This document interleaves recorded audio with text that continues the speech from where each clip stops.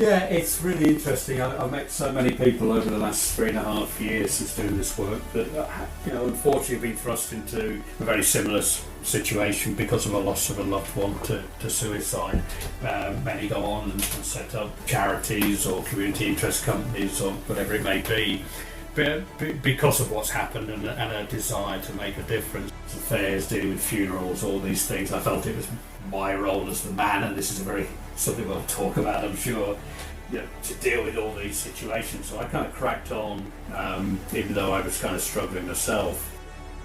Didn't want to set up a crisis helpline centre or anything like that, or be a kind of fundraising charity. I wanted to understand what were the practical issues around suicide and what could be done to prevent them. We're a small unit, we are literally 3 people, and we all work remotely, we all work from home. Quite amusingly, as someone recently said, we'd love to come and visit your foundation. I thought, well, I better build one then. An own society that is willing and able to do all it can to prevent all preventable suicides.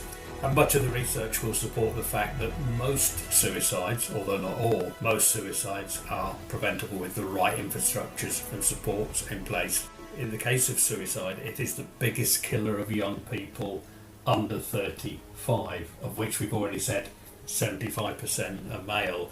And when you stop and think about that figure for a moment, you think, okay, so it's not road traffic accidents, it's not cancer, it's not diabetes, it's not heart attacks. The biggest risk to a young person under 35 at the moment is themselves. Hi, my name's Andrew Payne and welcome to Men on Show, and I'm so excited to speak to our guest today, Steve Phillip, a successful speaker and consultant, historically in the field of social media and marketing, but who on the 4th of December 2019 received a phone call that is every parent's worst nightmare, that his son Jordan had died by suicide. And wind forward to today, and Steve is a passionate advocate for a zero suicide society, and spurred on by his determination to prevent other families experiencing the trauma of losing a loved one, Steve has established the Jordan Legacy Community Interest Company, delivering suicide prevention training and strategy, talking to the Governance Cabinet Office, the Department for Health, Social Care, the Home Office, the Ministry of Defence. The list goes on, and it is a seriously impressive list. So Steve, welcome to Men on Show. It's a pleasure to have you here. Thank you, Andrew, and that was quite some build-up. I hope I can live up to that, but thank you so much. Appreciate it. Thanks. And so, just to start, Steve, tell me about Jordan growing up. Who is the man that you remember? Yeah, thank you for asking, because sometimes I think, the work we do focuses so much on that day, on December the 4th, but of course, Jordan was my son, 34, when we lost him to suicide. But he was a young lad that was a shy lad, I think, as a youngster. Even as an adult, could be somewhat reserved, certainly in the company of family, very thoughtful and considered. I've heard his sister, just remark on what a good listener he was as he got into his adulthood. But he had a huge network of friends, having lived in the UK, the northwest of England, around Morecambe, where he was brought up at school. We moved to Canada in the early 90s. And for several years we lived in Winnipeg in the prairies, and he became very much a North American lad, very much into his basketball and the North American way of life. In fact, he really didn't want to move back when we had to make a decision to come back in 1997. So to all intents and purposes, he was a Canadian kid when he got back, the full accent, as both Danielle and Jordan were. So I think he had some struggles in assimilating back into the UK initially, had some challenges there, but to all intents and purposes, as time went on, he did settle back into the way of life here. He went to university in Northumbria University in the northeast, and successfully completed a 4-year law degree there. And although he decided law wasn't necessarily a career for him, he did kind of keep in touch with various aspects of law, including working for a short period of time with a good friend of his who ran a successful law firm in Dubai. But more recently, his work was working in the civil service. He worked initially in the immigration office in Leeds, for the Home Office. And then even more recently was an officer with the Independent Office of Police Conduct, which obviously looks into any issues or public complaints received by the police. Huge network of friends. In fact, we learned after his death just how extensive 4 separate networks of friends were, each not known to each other, which was quite unusual, and each had someone who considered themselves to be Jordan's best friends. They would describe a lad who was always there for you. If you were struggling, he'd be the first to be there. If they were out on a night out in Leeds city centre or Newcastle, his mates would be looking over their shoulder, and there was Jordan knelt down chatting with a homeless busker or somebody. It was very much, he had a lot of empathy for other people, as I mentioned earlier, a good listener. He had his own house, he had a lovely girlfriend, a loving family. Despite his mother and I divorcing in 2005, we've kept a close relationship, and he had a good relationship with his stepmom. So he was someone that his mates looked up to and aspired to be. Good looking, just over 6 foot tall, really on the face of it, had everything going for himself, Andrew. So, I mean, what every parent, I imagine, would love to know. I mean, I've got 3 boys myself, currently under 11. Looking back now, were there any possible warning signs about what might happen at all that you can think of? I think it's difficult to look back into his younger years. There were times where he was quite a sensitive child, but people are sensitive, and it's okay to be sensitive, of course, and in touch with your emotions. It doesn't automatically mean you're going to develop a mental health issue, or nor should you be alarmed as a parent that might happen because a child is sensitive. So I think it's fair to say that through most of his life, we were not concerned, aware that Jordan was maybe struggling. It's easy to look back now at key events in his life, like the move from Canada, which was quite a traumatic event for him, the breakup of his parents and their marriage in his first term of university when he was away from home. You can look back at potential events that might have impacted what led to his ultimate clinical depression and anxiety that was diagnosed when he was just 30 years old. But no, nothing that really would have stood out in his childhood until really he was first diagnosed, as say in 2015 at 30 years old, with clinical anxiety and depression for the first time. Wow. And did you knew about that at the time that he was diagnosed?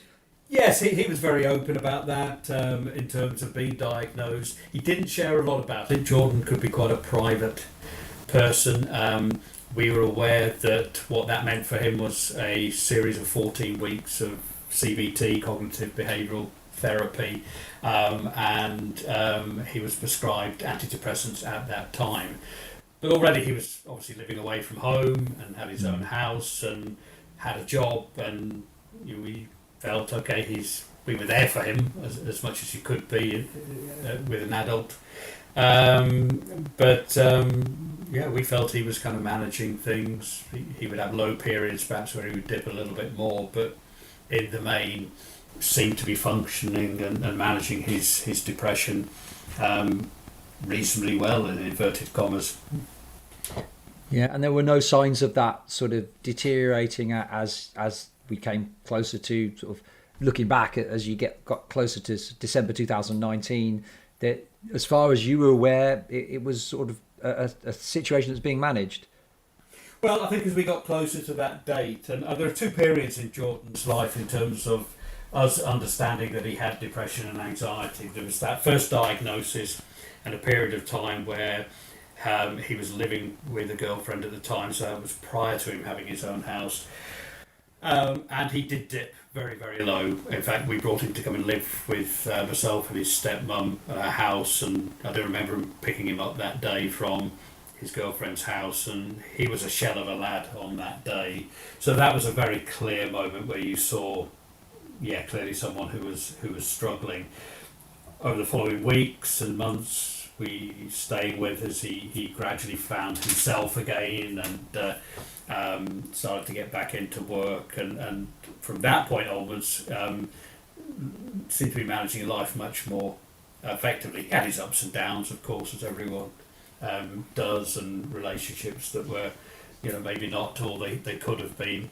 But it wasn't until I think we got to the autumn of 2019 that we started to notice Jordan was really struggling again, much lower in mood, struggling to sleep, not in the best of places. So at that time, I think you could say we were on heightened alert in terms of being there for Jordan, because there was not one moment where we ever considered that Jordan might end his own life. That for me certainly was not a consideration at all, and certainly I'm not aware that any other family member thought that might be a concern. But we were there more for him in support. We just knew he was struggling, so we did the best we felt we could do with the toolkits that we had at the time, which in retrospect now were very inadequate toolkits. Sure. So, I mean, which brings us on to the Jordan legacy. What did you most want to achieve by setting that up, and what drives you in doing that work? Yeah, it's really interesting. I've met so many people over the last 3.5 years since doing this work that, unfortunately have been thrust into a very similar situation because of a loss of a loved one to suicide. Many go on and set up charities or community interest companies or whatever it may be, because of what's happened and a desire to make a difference. When I still dealing really with the trauma, I experienced a lot of physical trauma as a result of Jordan's death, despite kind of throwing myself into dealing with everything that had to be dealt with, from coroner's inquiries and dealing with Jordan's affairs, dealing with funerals, all these things. I felt it was my role as the man, and this is something we'll talk about, I'm sure, to deal with all these situations. So I kind of cracked on, even though I was kind of struggling myself. And then I published an article on LinkedIn on December the 16th, just really 3 weeks after Jordan's death. That article was titled "The Day My Son Took His Own Life," and it was a way of sharing on a very public platform that, because of my past consultancy in social media, I was very familiar with. It was a way of me kind of getting out there and saying, has anyone else been through this? Because I didn't know anyone else who had experienced anything like this. I certainly didn't know anyone else who died by suicide, for example. This was a new world. But I also wanted to reach out and ask and hope that my message, and by sharing just what we were going through, would be enough of a wake-up call for someone else who might be considering suicide to go, you know what, I've just read Steve's article, I don't think I can go through with this. I can't leave my family or my loved ones in this situation. And the huge outpouring I got globally was quite phenomenal. But much of that outpouring, amongst that were quite a number of people that did reach out and say, look, I have read your article, I just cannot do this. I was intending to end my own life, but I just can't do this to my family now, having read your article. So, as naive as I was in hoping that would work, I did receive a number of messages to suggest that had worked. So, what did I want to achieve? I'm not sure I was that clear, to be honest, Andrew, in the early days. It was only by having lots of conversations with people that worked in this space, and a couple in particular, that led me to realise that I didn't want to set up a crisis helpline centre or anything like that, or be a kind of fundraising charity. I wanted to understand what were the practical issues around suicide and what could be done to prevent them. And that really formed the foundation, if you like, of the Jordan legacy, to say, if we consider that suicide is a practical act, and that I'm never going to have enough time probably to become qualified as a psychologist, what can we do in our society and our workplaces to prevent that practical act from happening? And that was very much the focus of the Jordan legacy. The passion was to say, I need to do whatever I can to educate people, because I just was not educated enough about what the potential risks were. Yeah. And so what do you do through the Jordan legacy? Tell me about your work. Yeah, gosh, I look at my list some mornings and go, how on earth do we get this done? We're a small unit. We are literally 3 people, including my daughter, Danielle, who joined us in September of 2021 and looks after our social media. And we all work remotely. We all work from home. Quite amusingly, as someone recently said, we'd love to come and visit your foundation. I thought, well, I better build one then, because at the moment it's my office at home. So that made me smile. But maybe punching above our weight in some people's eyes, perhaps. But yeah, we do a lot, and that ranges from the various events that we run online each year, typically panel discussion events, where we invite senior people from the world of mental health and people like CEOs of Mental Health First Aid England, and recently had Dean Russell, the MP for Watford, on one of our panel discussions. And we talk about different aspects of suicide. It's not unusual to have between 300 and several hundred people register, 300 to several hundred people registered to attend those events.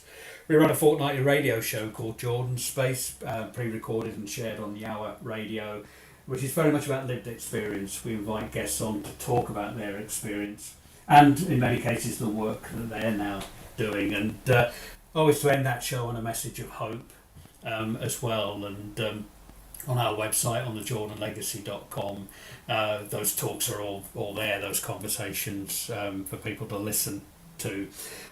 We run an annual conference, the Hope for Life Conference, a physical event, typically with around 130 attendees and delegates, where we'll have inspirational speakers, we'll have theatrical acts and music. And yes, it's a suicide prevention conference, but it's not your typical let's get a university professor to talk about statistics. It's about lived experience, it's about stories of hope. We then deliver talks to organisations over the coming weeks and months. I've many talks booked. Some of those are physical talks, some online. And those talks can range from how to open up a conversation and support someone who might be struggling with suicide, to workshops that we run with Paul, my colleague, and myself, called How to Have Difficult Conversations, where we're going to law firms or police forces that we work with. And not only will we deliver workshops, but we'll maybe work with them on their suicide prevention and postvention strategies and workplace policies as well. And of course, we're very active on social media, sharing a lot of the work we do and thoughts around suicide. So yeah, when I look at my things to do list in the morning, it does seem to get quite long. And thinking about, we know that the suicide stats for men in particular are awful. 3/4, I think, of people that die by suicide are in fact men. How well, given that there's more awareness about that now, how far along the road do you think we are as a society now in putting in meaningful groundwork so that we truly can move to a point of zero suicide in our society? How well are we doing? Yeah, I think there's a couple of things to unpack with that question. It's a really good question. So first of all, the term zero suicide, some of your listeners may be thinking, okay, well, zero? What, you mean really we're going to prevent all suicides?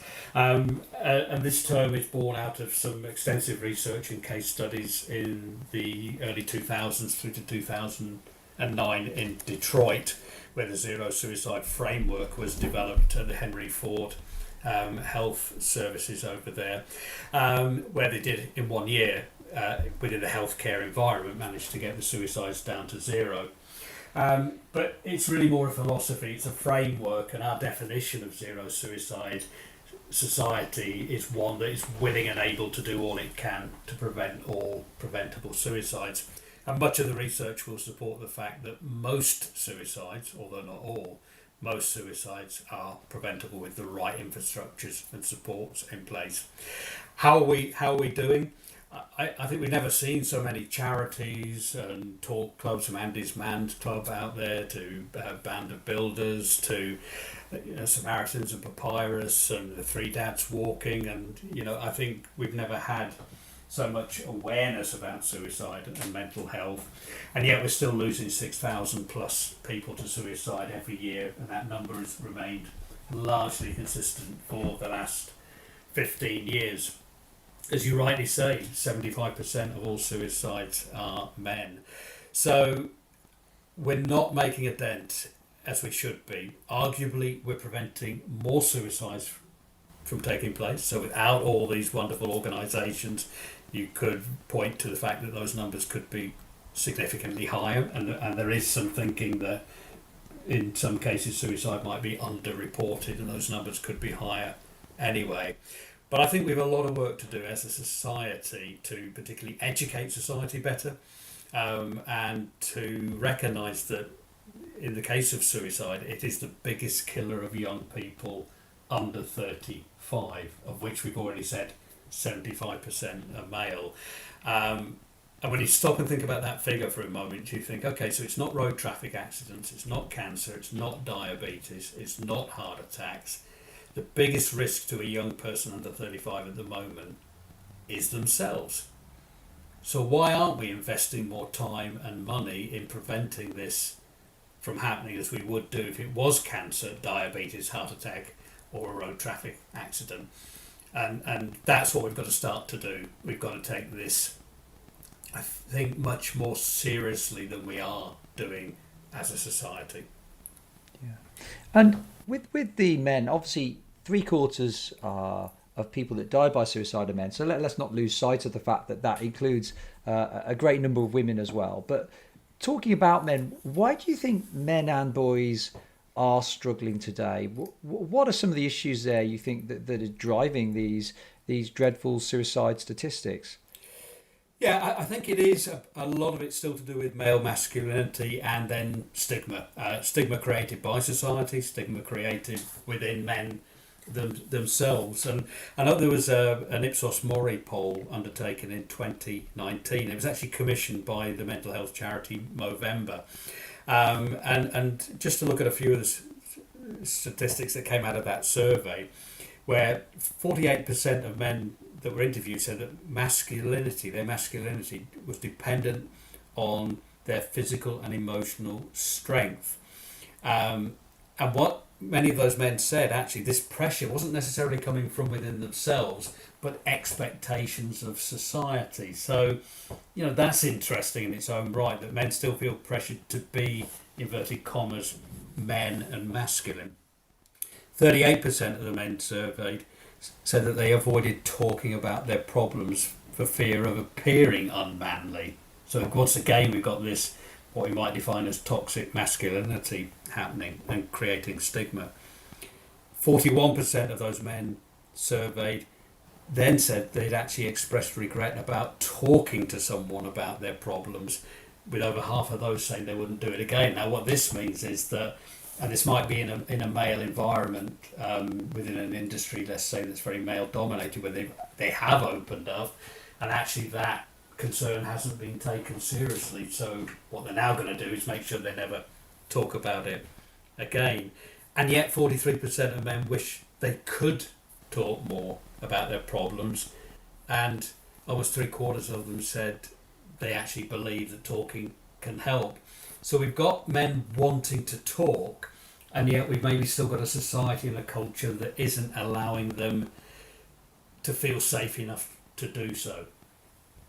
So the creation of safe spaces, psychological safety, so crucial in that men will talk, men do want to talk, but that they need to feel that they are in a space where it's okay to be open and talk. Yes, absolutely, totally agree with that.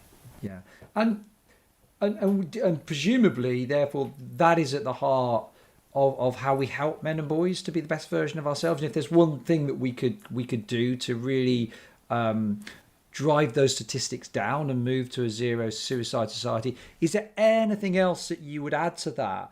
The safe spaces, anything else that you'd add?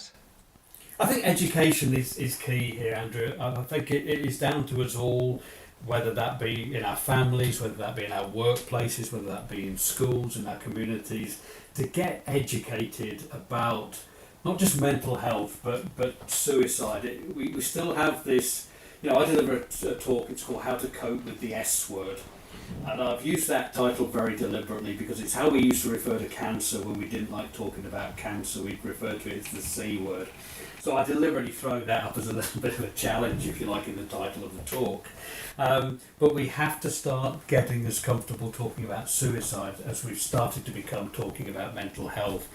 We have to know that if someone is struggling with their sleep, if their changes in behaviour are such that it's given you cause for concern, that there may be a risk that if those patterns develop and continue over a period of time, and sometimes not much longer than a couple of weeks, that there may be a risk that someone might just decide they've had enough. If someone is struggling with their finances, if someone is struggling in a relationship that's hit them really hard, or trapped in a relationship, or trapped, as you'll be familiar, through the work that you did through domestic abuse, there are many factors that can lead someone to consider suicide. It's not always a mental health illness.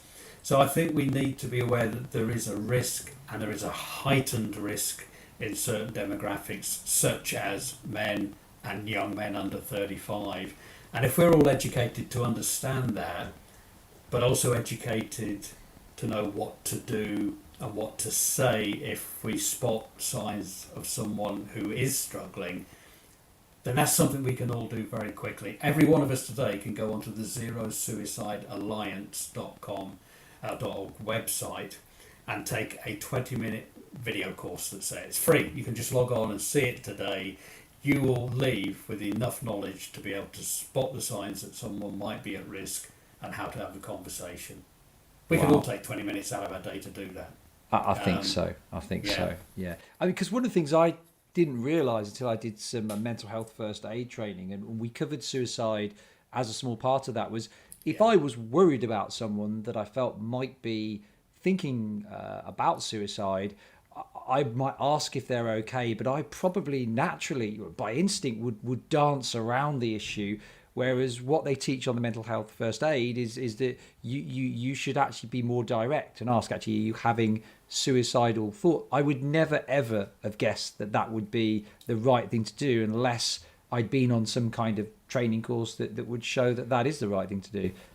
Really important point, because the natural instinct, and in fact an instinct that's been perpetuated through stigma, is that, well, surely if I ask someone if they're going to be suicidal, I'm planting that seed in I'm making their it head. worse. Yeah, and all the research says no, quite the opposite. In fact, it will often be a relief to that person that they've been asked. And one of the best ways to ask that is if you've spotted signs that somebody's really struggling with their sleep, drinking too much alcohol, really their whole character and mood has changed, and their behaviours are causing you concern. Just very simply to say, look, Andrew, sometimes when people struggle with their sleep, as they've been doing for as long as you have, and maybe start to drink a little bit more, or finding the weight, the financial pressures are becoming such a burden, sometimes they do consider suicide, or sometimes they consider ending their own life. I just need to ask you, are you having those thoughts? And that's the question. That's how you ask it. Oh, it's so powerful. And before you go, Steve, I'm sure for many parents listening to this, aside from the excellent the video resource that you've mentioned, the reducing stigma, creating safe spaces for parents, if there's just one thing you could do as a parent consistently and over time, which might reduce the risk in some way of their children dying by suicide, is there one thing that parents could do and put into practice today that might help them? Yeah, just one simple thing that we should be doing for everyone, I think, Andrew, and that is listen. Listen to your kids. We're all busy, we all charge around, we all think we know what's best for our kids, so we'll tell them what we think is best. What we're not particularly good at as human beings generally is listening to others, and sometimes just taking a bit of time out to listen to our kids and what they're going through, or what their school day has been like, what's causing them concerns, worries and fears. One of the best things we can do for kids, and for anyone really, is just to take a bit of time out to listen to them. Brilliant. Now, thank you so much, Steve. And how can people connect with you direct? What's the best way to get in touch with you, Steve? Yeah, a lot of resources, a lot of help resources, by the way, we have on our website, as along with the radio show, the conference, and all the other things I've mentioned. So, thejordanlegacy.com is the website. And we're very active on social media, but a lot of people will know me through my LinkedIn profile. So, as long as they search for Steve and then Philip, which you've correctly spelt, I think in most places PHILLIP. They can find me on LinkedIn, where I share a lot of our content and thoughts around suicide prevention and mental health there. Brilliant. Well, look, thank you so much for sharing your story and sharing your insights. So helpful. You're doing invaluable work. And yeah, just thank you so much again. It's been a pleasure to have you on here as a guest. Thank you, Andrew. Really appreciate the invitation.